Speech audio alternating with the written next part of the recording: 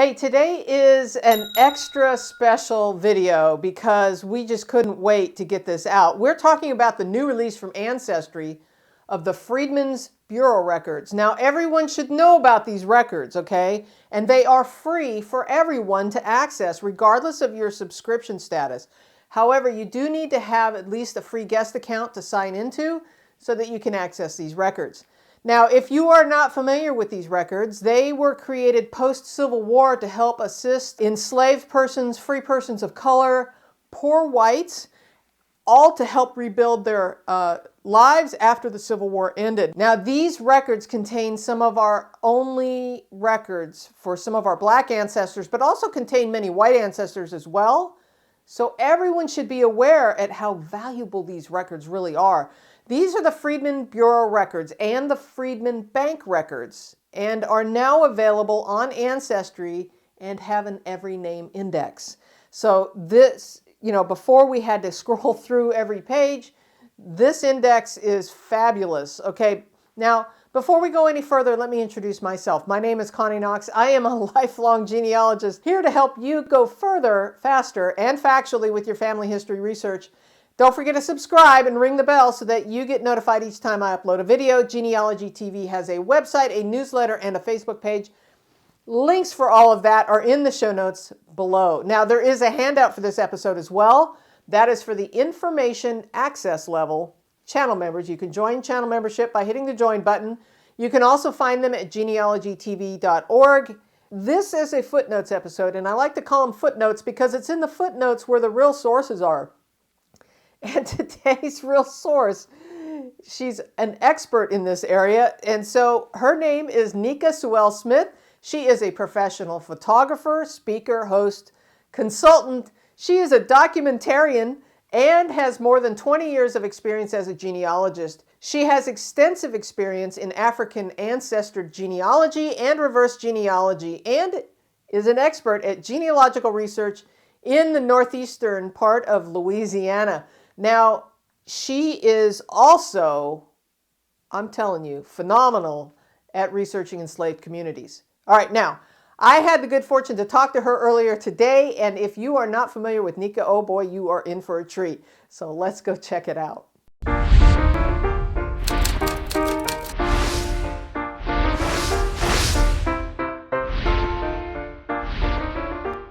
Nicka, I'm so happy you are here. This is really exciting stuff. I can't wait to tell the audience about it.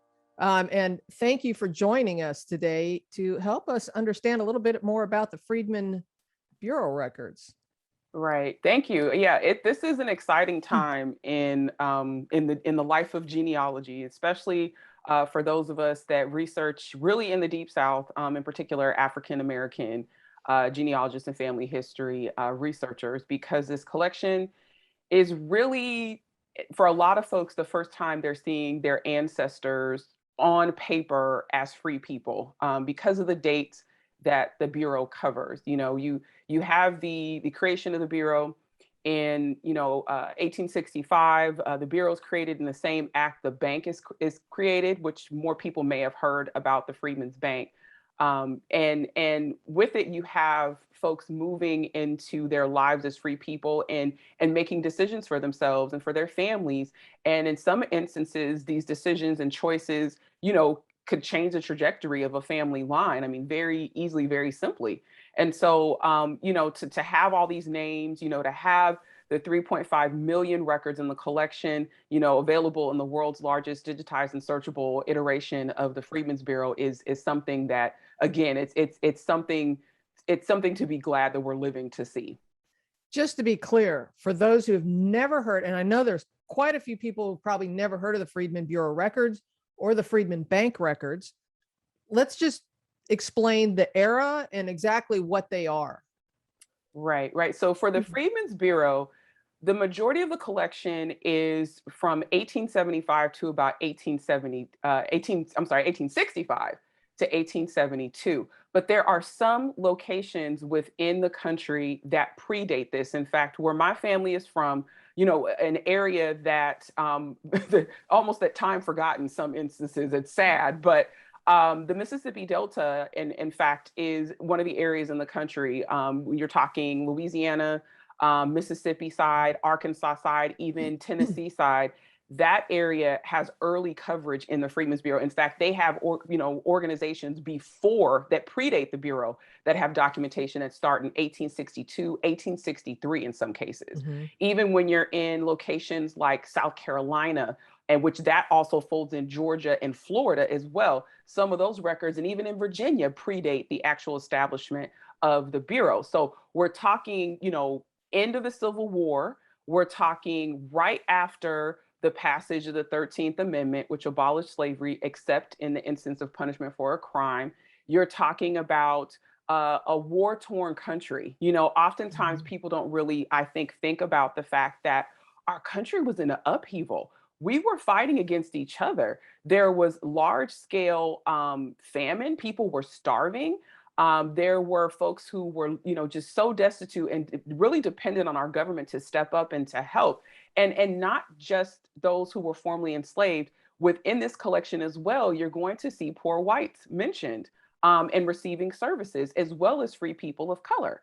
And so you've got all this upheaval. You've got the Union troops in locations, where they are taking or have taken control of these areas. Right. Spots like New Orleans, and even my little small enclave where my family's from. The Union troops were there. In fact, Ulysses S. Grant tried to build a channel going from the Mississippi River to a lake in the area to hide gunboats for the Battle of Vicksburg. So the Union troops were literally in Carroll Parish or East Carroll Parish, Louisiana. So you have these, again, huge, these locations with these gigantic, massive plantations. Some of the slaveholders have absconded. They just left the plantations that they maybe lived on or they had agents on, completely abandoned them.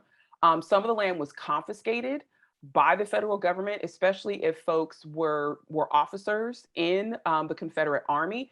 And so you literally, this sounds like, you're like, are you talking about? Yes, I'm talking about the United States during and after the Civil War. So we have to stabilize things. And so what the Freedmen's Bureau does is, in my opinion, it offers the first large-scale social service program that I think we had in our country, where they're doing things like to feed the hungry. They're issuing rations to people. They're issuing clothing. They are, the overseers or the administrators of labor contracts between the formerly enslaved and potentially their former slaveholders, or even people who are coming down from the North and the Midwest to come and settle on this abandoned or confiscated land. And then they start to lease it from the government.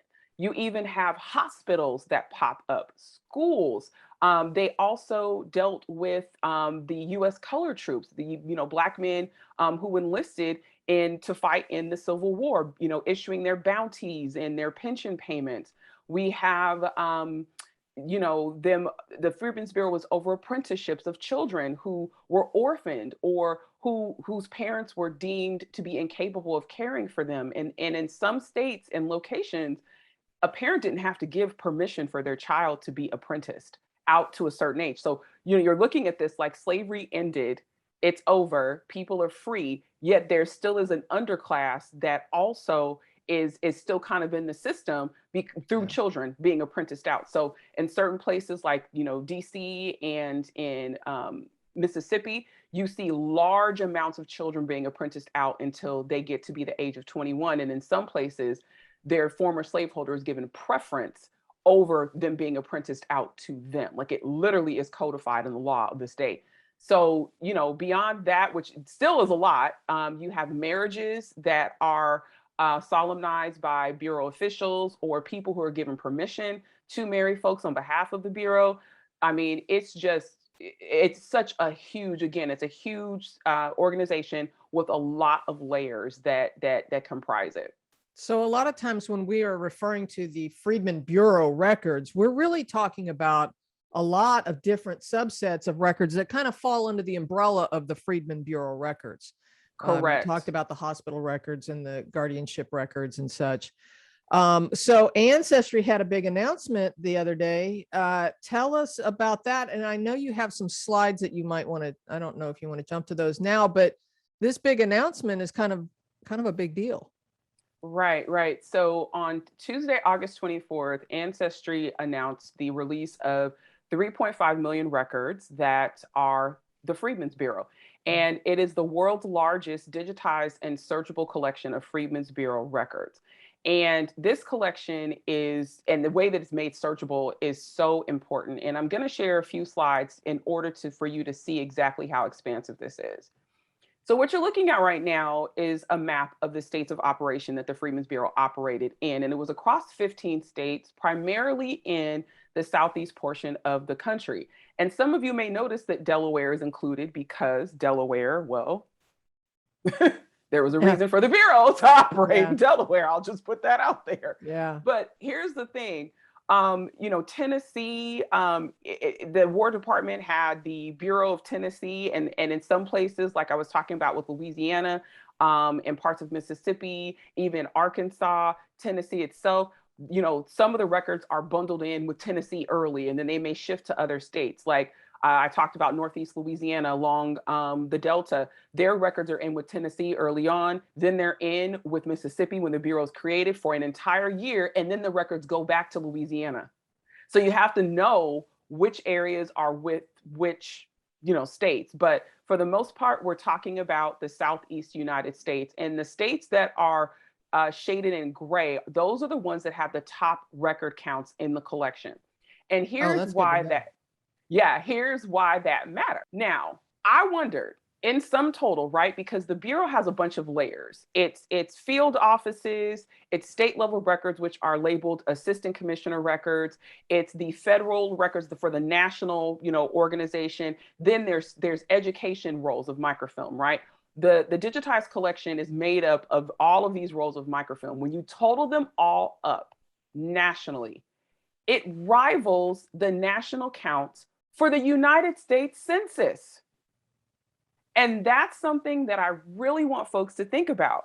We would never expect for people to browse through the 1860, the 1870, and the 1880 census image by image. Interesting. Like I would, you know what I mean? Like if I said, Connie, I want you to go through the whole census in 1880. Until the collection. Yeah, this is really, no, this is just, it's phenomenal. And I am grateful that you have this slide here too, because it really kind of pinpoints where people might be able to do their research, depending on what state they're in, but, Correct. Yes, and even that, I mean, even that is also subjective, right? Because while Florida is at the bottom of the list, some of their records are wrapped in with South Carolina and Georgia. I'm not surprised. Because of the time period. Right. I mean, there's so many different factors, but keep in mind, again, before this iteration, right, before making it available in this format, we were literally browsing this like we were going page by page through the US Census. Nationally, not the county. Because some of us, especially if you have people in your family like I do, or who I feel like were literally hiding out in a cave when the enumerators came by, and you're literally trying to find them, and and you're going page by page through entire districts or even an entire parish or county to find them on the census. This isn't that. This is the equivalent of not just the county, you going through the entire nation. So one of the things that I think we haven't really talked about yet is that Ancestry has done an every name index. This is, yes. So this is a name index. This is not, there are other projects that are happening right now where literally the exact text word for word is being transcribed. So that is made searchable.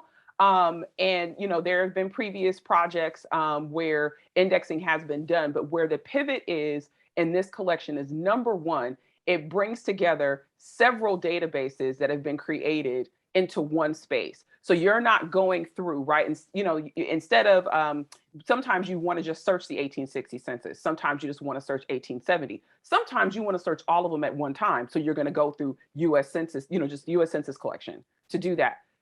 That is really what the Bureau collection on Ancestry is doing, is it's bringing all the different pieces of the octopus that make up the Bureau records.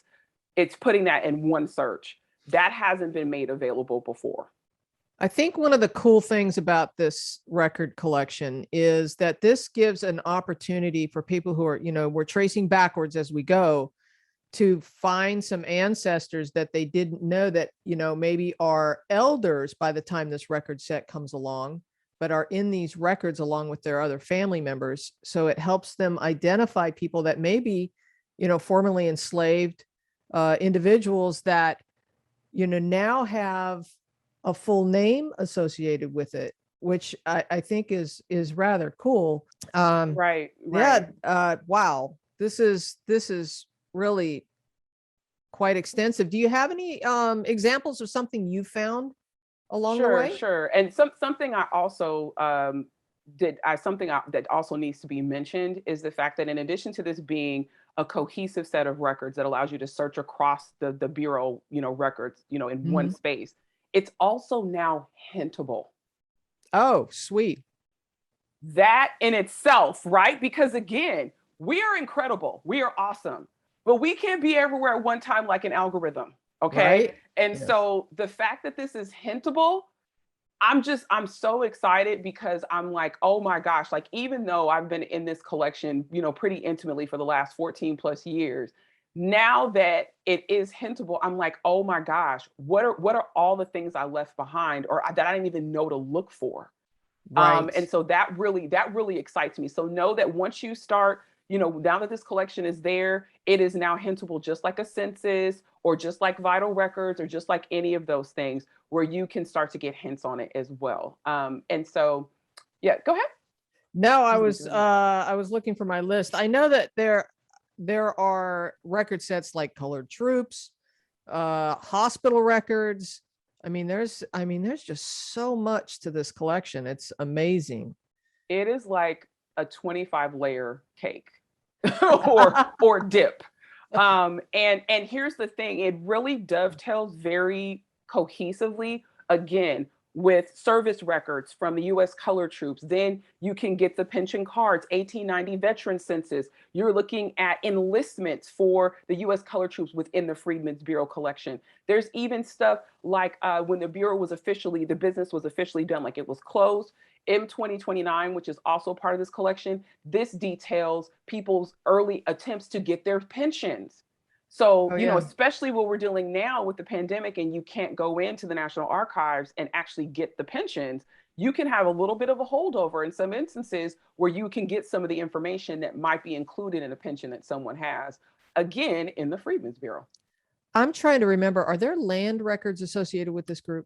Yes, there are. Kind of like the Southern Claims Commission records, but I think. Well, no, actually, it's a pivot. There are people Okay. who received Homestead Act land, and That's that what it was was. facilitated through the Freedmen's Bureau. Yeah, I was trying to remember because there's so many different subsets of this record set. I was trying to remember all of the different pieces. So I've got to share some things today in terms of my own experience for one line of my family when it comes to the Freedmen's Bureau. And I think this really illustrates for folks how you can take, just a little cookie crumb. I have a son, he's young, and kids leave crumbs everywhere. And so even this morning, I was cleaning up crumbs from a Pop-Tart. And the little remnants, right? We have these little remnants. We're leaving remnants behind, but our ancestors did too. And so for a long time, I was fairly skeptical, even though I was going through the Bureau records a lot, right? Literally going through the process of microfilm, getting microfilm crank arm, as much as I still love the smell and being in the library and all of that, it's a thing, it's like, maybe like the smell of like a basketball for like LeBron James or, you haven't lived till you cranked the microfilm for a couple hours, right? Right. And I'm a little old school because sometimes with the electric ones, I forget if they go over or under. And that ends up potentially being a hazard because it goes if it's not on there right.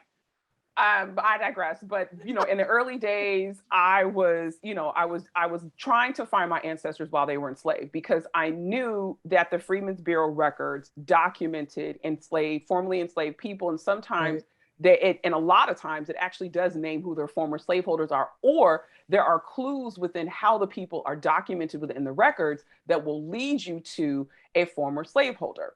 And so the first document I'm going to show you is from the collection when I was literally mining through it at the National Archives in San Bruno. I'd have to take off work every day, take off work to go over there and go and look through documents. And the first thing I found was in letters sent. This is for field offices in Louisiana. Again, the bureau's broken down. The more local places were field offices, and then above them could have been, if the state called for it, were districts. And then those were made up of counties or parishes within a state. Then there was an assistant commissioner who was in charge of the state. Then there was the person who was over the whole bureau nationally. So just think about all those levels and the fact that every single one of those levels generates records. That's why this collection is big. So this particular letter is from the G.W. Rowlands, or George W. Rowlands, who was the assistant sub-assistant commissioner of the Lake Providence field office in Lake Providence, Louisiana. And it's calling for a horse that belonged to my great-great uncle, William Atlas, to be returned because his horse was stolen, and it describes the horse, the brand that it had on it, and it called for the horse to be returned at once someone found it. So for years, I thought this is the only thing I'm going to find on my family in the Freedmen's Bureau. Like, that's it. I'm like, a letter about a horse.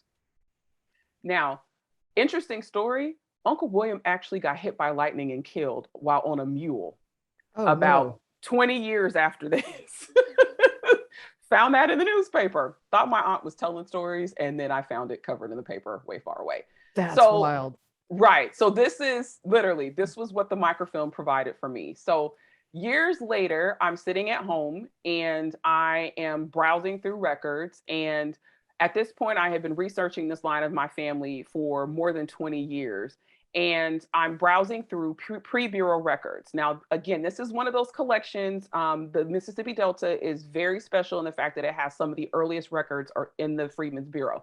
And this was literally at the end of a 555 or 60 page roll. And I was like 5 images until I got to the end. So the popcorn is being thrown in my mouth. I'm drinking, I'm humming, I'm singing, whatever your research process is, that was what I was doing. And I saw, and this was faint, and I actually had to take this into a program to bring it up because I was like, am I really seeing what I think I'm seeing? And so it was in a collection called Permits Granted. And so here's the thing about the Freedmen's Bureau. Despite how it's labeled, don't disregard it, because circulars to you might mean people are literally standing in the middle of the room turning in circles. That is not what a circular is. It's a flyer. You're so funny. So don't think, again, don't apply the terms we use today. So I'm like, what's a permit granted? And it said it was granted in Lake Providence. So I'm like, well, let me see. Maybe I can find some family members on here. And in this permit granted to my great-great uncle, John Atlas, on May 17th, 1864, 13th Amendment is not until January of 1865. So this is 7 months before that. And he is getting 95 pounds of bacon, a broom, and some tobacco. Now, I did not know that they smoked. So once I saw this, I was like, wow, okay, this is great day-to-day granular information that we don't always get on a census. Maybe they were selling tobacco. Once they got it, they turn around and sell it for money. Look, these folks, these are the entrepreneurial part of my family. Like that totally fits the bill. Right. But and how much bacon can you eat? Correct. But here's the thing. What I discovered later is that, and this is as a result of me using that notation in that green that says Short's place. I wondered, who is Short? Once I did the research later, I figured out that he was going to get rations for their enslaved community in the plantation. That's why he had 95 pounds of bacon. It was for everyone that was there, because his slaveholder had signed an agreement, an early precursor to what we know today as labor contracts, where she agreed to, take care of the folks that were on her land and pay them.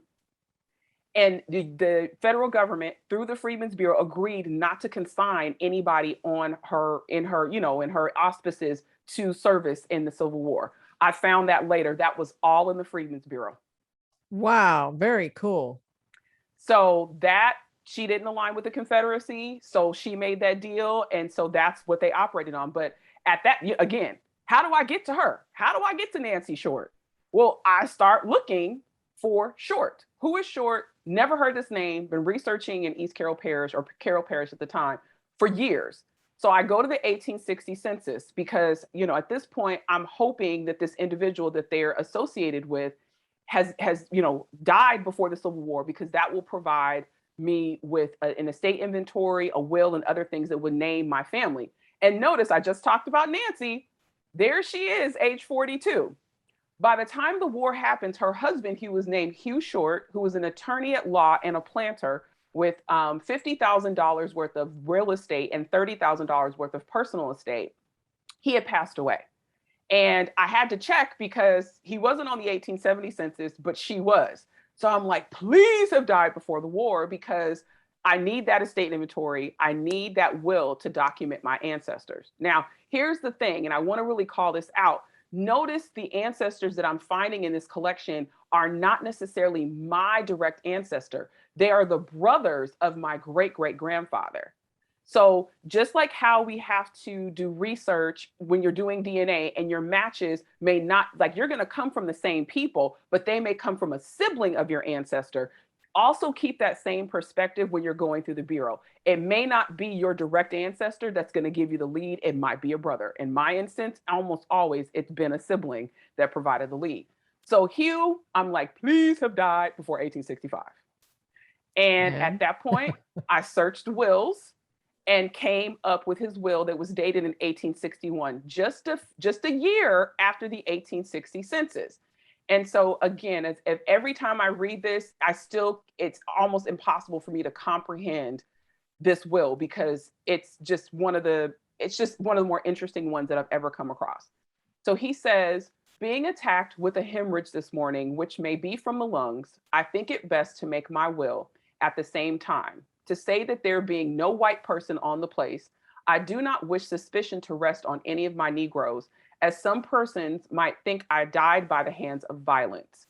Not so. My Negroes would defend me to the last. And the reason why he starts his will off like this is we are literally at the beginning of the Civil War. People in the area are burning their cotton so that the Union troops will not have access to it, because New Orleans has been overtaken.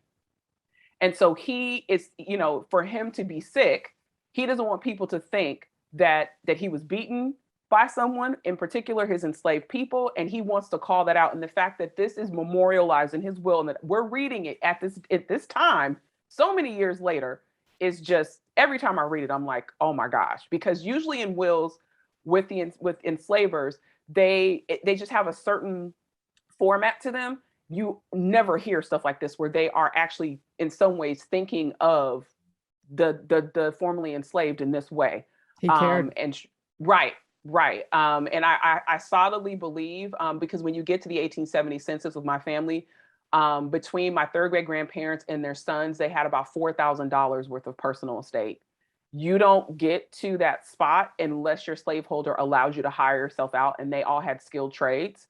And it was fully legal for them to keep the profits of them hiring themselves out in the state of Louisiana. So I honestly think that he did that.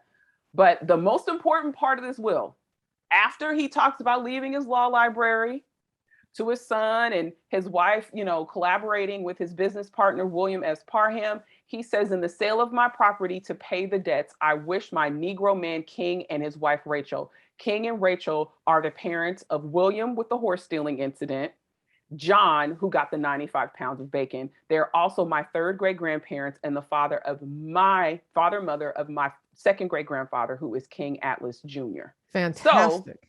So just that one note that said Short's place, right? Led you to all of this.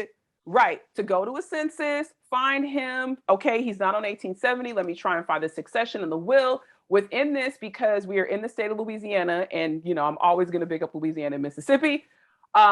Successions are great because a lot of times the court would wait until it got to a sense of finality and all the pages are successive. So you'll see they died. Here are the administrators. We admit the will. We give administration to power to go and do an inventory. Here's the inventory. Here's the division of estate. Like, it's all in successive pages. So I just kept scrolling. Now, granted, when I got to that will, remember, it took me 20 years to get to that point.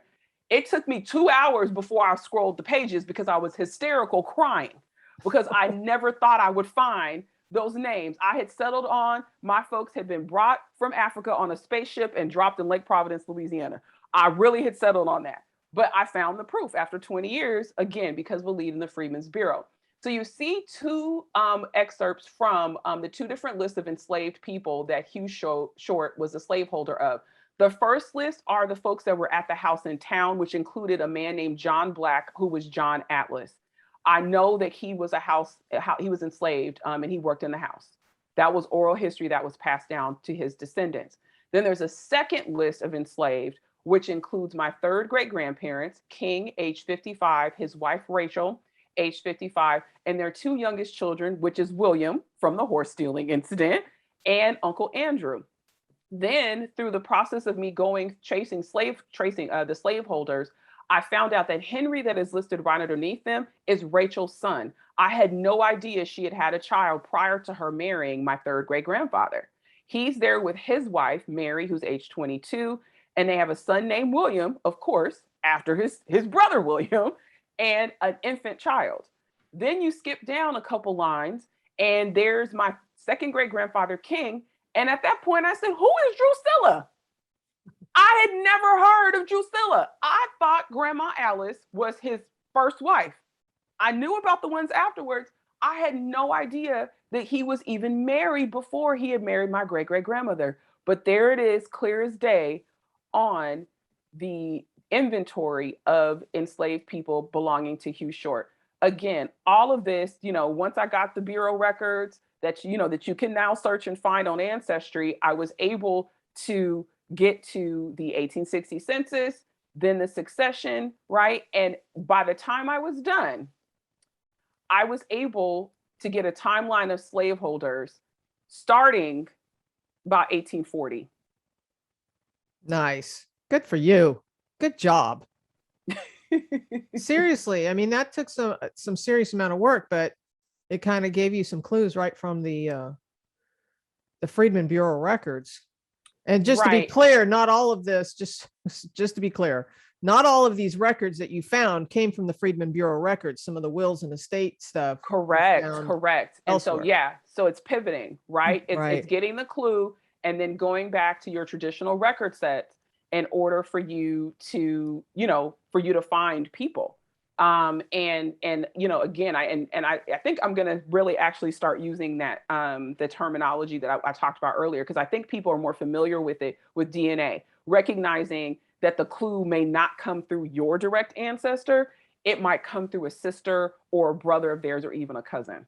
And we talk about the fan club and cluster research a lot here. And I think, you can't emphasize that enough, especially for people who are just getting into genealogy, that, sometimes it's the sister's diary that has the tidbit of juicy information that you need. So correct. Fantastic. And again, here's the thing. There are so many documents. I mean, it's just, we could play all day. I do personally, just because I'm curious. Right. This is a list of, it's a report of indigent refugees and freedmen, and it's from Avoyas Parish, Louisiana, and it's dated the January 1st to the 31st, 1867. And what I want to call out are the people who are in green. Okay. Those individuals are age 90 in 1867. Holy cow. This is not a rarity. This is across the board. Remember, our country was in upheaval at this point. So there are scores of folks. Most of the rations list that I see, the majority of the people are over age 50, which means that those individuals may not have even lived to the 1870 census. This might be the only time you actually see them documented. In fact, if you've ever heard of the Georgetown 272, I found them getting rations in Iberville Parish, Louisiana, in their 80s and their 90s within the Freedmen's Bureau collection. So this record is from January 1867. Is that what that says? That's correct. So that means that these 90-year-olds were born prior to the 1800s. Correct. They were born about 1777. Holy cow. That's pretty good stuff right there. And again, what other set of documents do we have to cover that really crucial 5-year time span with the end of the war, with the end of slavery, and the 1870 census? Beyond, right, local records, but even then you're at the mercy of, did the courthouse burn down at some point? Exactly. So, and because this is federal, thankfully, we have not, we're going to cross our fingers and pray that we never have a catastrophic fire at our archives.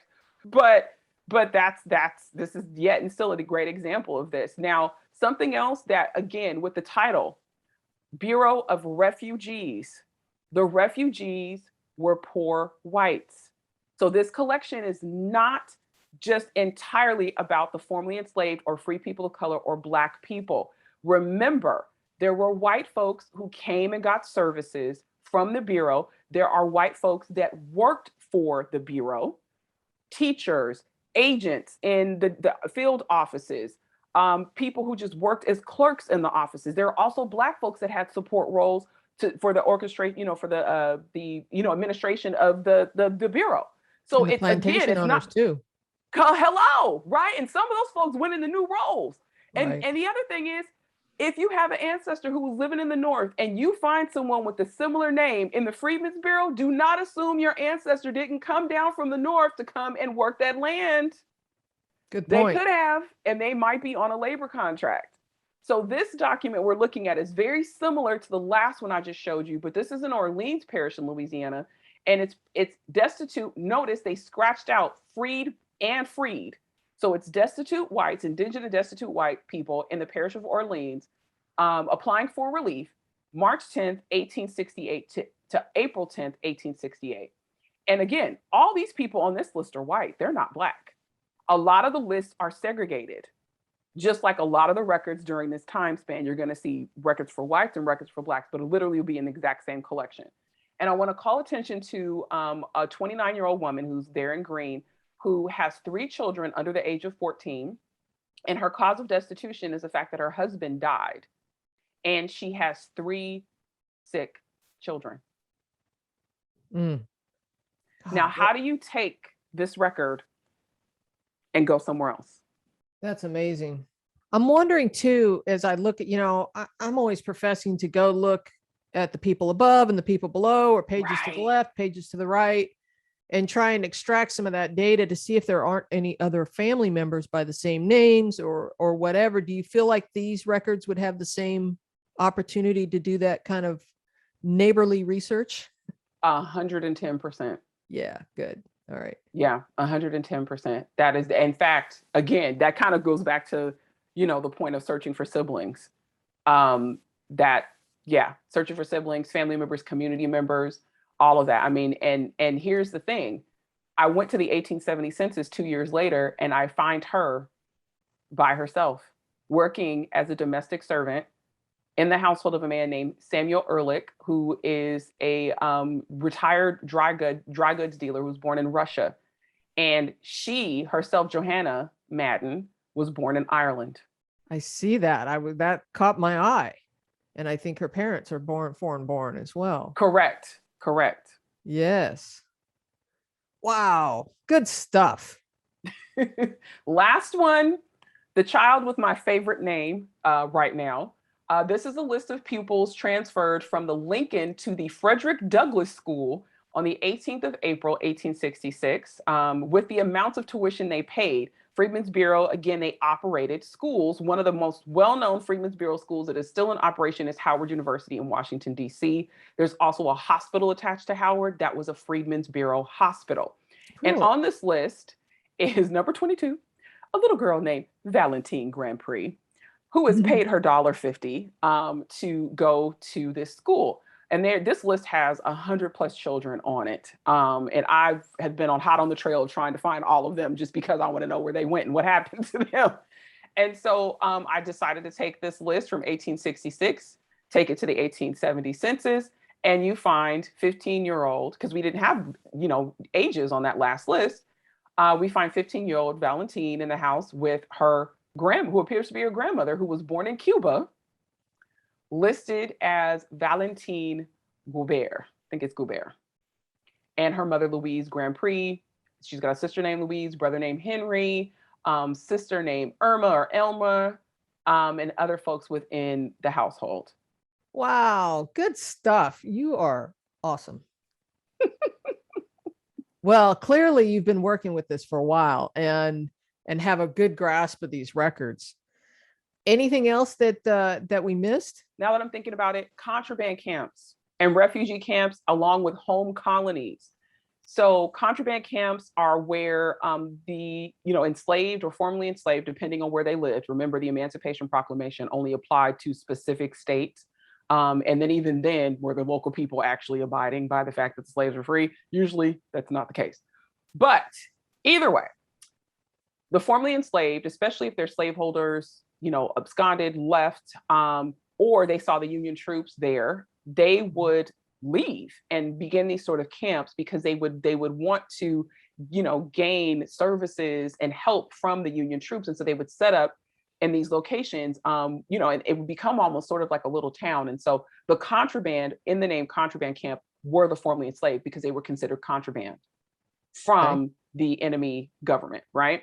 Then you also had refugee camps. Again, that term refers to poor whites or indigent whites who were in these locations where the Bureau operated. So they also had camps. Then when you start talking about home colonies, that's a whole separate concept. It's sort of the same.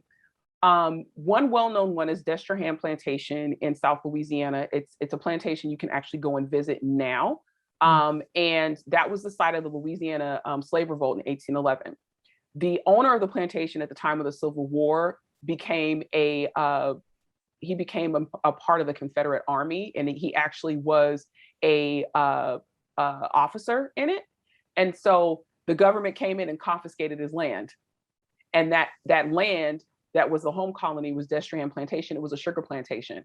What they used it as was sort of like it was a dispensation point. People could come in, they have lists of people who come in and lists of people who leave. It was a hospital. They issued rations, clothing. People actually worked the plantation, and in exchange for their labor, they were able to live there and be taken care of. And so when you have the home colonies, you have even more records because some of the lists are almost like censuses. People, again, they came in and they left, and these exist all across the country. And these records are part of that Freedmen Bureau collection? Yes, they are. Beautiful. Awesome. Wow. Not only are we getting a genealogy lesson from you, we're getting a history lesson as well. So thank you for that. No problem. Well, gosh, this has been like wildly educational, for everybody. So let me ask you this. If people aren't familiar with you, where can they learn more about you? Well, you can check me out here on YouTube. I have a YouTube channel called Who Is Nicka Smith. I also have a website, whoisnickasmith.com. And I do lectures and teach all across the genealogy world. So you may see me at a conference or event, or maybe at your local society. And I also have a Patreon community where I do a lot of this teaching. In fact, this year, we've done 5 different webinars on the Freedmen's Bureau. One that's an overview, and then we have others offered on various states like West Virginia, Virginia, South Carolina, Louisiana, and Mississippi that are specific to those states. And we'll be expanding those in the future as well.